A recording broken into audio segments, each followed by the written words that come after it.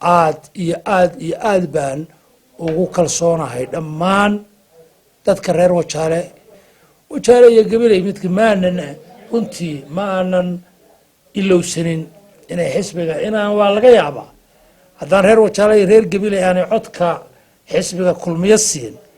anigu inaanan halkan fadhiyeen oo aanan maanta wasiir noqdeen oo kale waanu garawsanna sababtoo haddaan madaxweynaha codka la siin madaxweynuhu dee aniga quraydu wasiir ma noqon karo sidaa daraaddeed waanu u yaqiinsannahay waanu ognahay meelihii ugu mudnaa ee xisbiga kulmiye codka siiyey inay wajaale tahay marna ma ilaawin sababahana keenaya inaanu ku soo noqnoqono effort iska keenno taana macnaheedu maaha